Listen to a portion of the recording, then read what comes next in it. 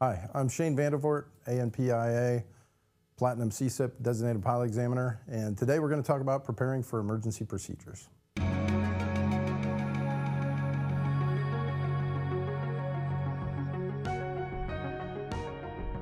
All right, preparing for emergency procedures.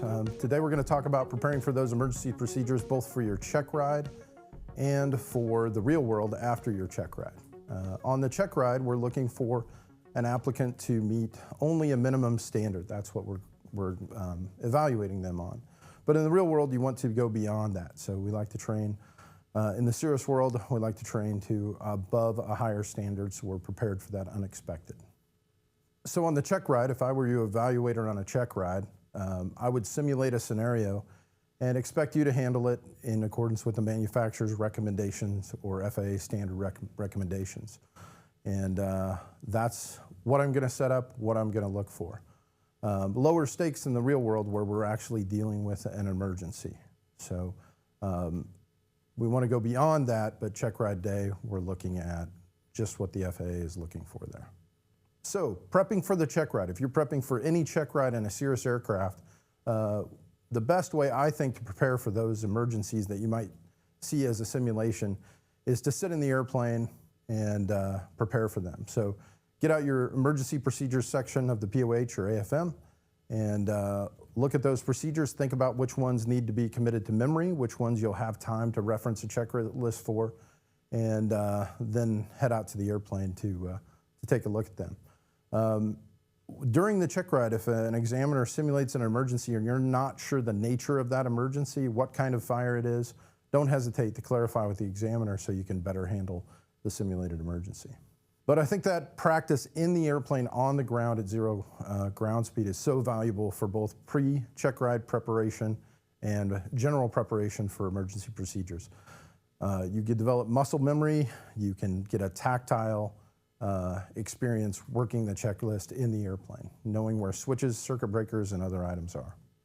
So once we get past the check ride and we've met that minimum standard, we go out into the real world, which dishes out emergencies in a non-textbook manner, often in a non-expected manner, and usually doesn't hit you on your best day, your best time. You're tired, you have sweat in your eyes, you've been flying a long day, and the emergency surprises you. So most of us think that when faced with an emergency, we'll rise to the occasion. Statistics tell us that we really only sink to our level of proficiency and training. So we want to be prepared for the unexpected so we can respond better. So how do we stack the deck in our favor for those future emergencies? Once the check ride's over and we want to prepare for the real world, for things that, the unexpected that might happen to us. Well, developing a personal training plan and attending CPPP events, watching videos, find what works for you to keep raising the bar on your systems knowledge and your emergency procedures preparedness. Being a CPPP instructor, I'm partial, no doubt, but the value of structured training that the rest of the aviation world, the airlines, the military, and corporate aviation uses is just a great example to follow, and the CPPP does just that, and all of the other COPA training products will do that as well. So never underestimate the value of detailed classroom instruction, and especially simulator training, including a CAPS pull, a simulated CAPS pull. Also, if you fly with the same people regularly, partner training is a great value for your own flight operation. My own personal rule when it comes to emergency procedures preparedness is if I'm on a flight of longer than an hour and a half, I like to work through one emergency procedure in detail. If I pick just one, it helps pass the time during the flight, and it allows me to really dig into the detail of that procedure, make sure I understand it. And I often go away with questions afterwards. Gives me a chance to touch the controls, locate the controls, maybe a circuit breaker that I haven't looked at for a while, or a control that I never manipulate. Gives me a chance to sit in the pilot's seat and locate that control that I might need. It also gives me a chance, if I have my regular passengers, my family, my coworkers, gives me a chance to engage them and check their level of preparedness and help them be more prepared to help me in the event of an emergency. All right, so let's go through an example emergency procedure. I really like this checklist. It's very difficult to write a good checklist, and I think this is one of Cirrus's better ones. And from a normally aspirated Cirrus checklist, we have the engine partial power loss checklist. So this is a situation we don't often simulate in training. We often simulate full power losses, but often the real world dishes you out some sort of a partial power issue, a rough running engine, and this is a perfect troubleshooting checklist. And I think it's a great one to review in flight because it gets you reminded of where things are and the order you're going to work in. So item one in an air-conditioned airplane is to turn the air conditioner off and get that out of the equation. Item two, fuel boost pump. So we have a few things that make our engine run, fuel, spark, and air, and you're going to see this troubleshooting checklist is going to work through those items. So the fuel pump, if it's not on boost, put it to boost. Fuel selector, and leading cause of accidents and incidents is fuel exhaustion, fuel mismanagement.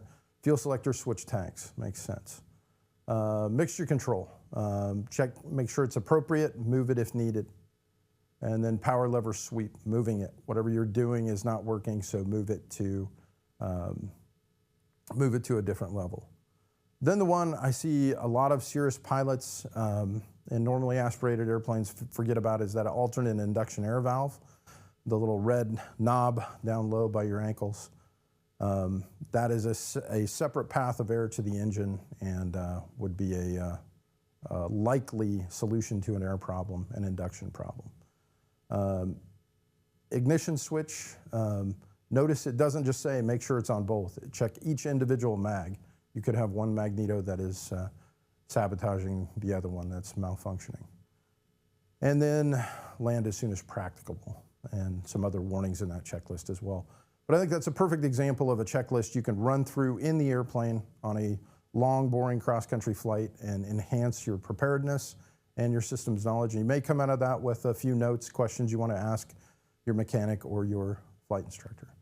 As a pilot who flies with this family, I encourage people, don't forget your passengers. They should be an asset, not a hindrance during flight, but they're only going to be an asset if you're prepared for them. So I always tell my professional pilots that work for me, remember, you're the life support system for those passengers, and briefings, training, are the only way you're going to make them an asset to you. So conduct meaningful passenger briefings, make sure they understand them, and as a family, practice emergency procedures in the airplane, maybe a emergency evacuation out of the airplane in the hangar. So if you're prepared, you're much more confident to handle an emergency situation, and you're going to be more decisive when faced with that emergency. You'll be more decisive on how to deal with it. So. And highly recommend, again, simulator training that includes realistic CAPS pull for all Cirrus pilots. Thanks for watching. Hope that helped. See you on the forums, or better yet, at the next CPPP.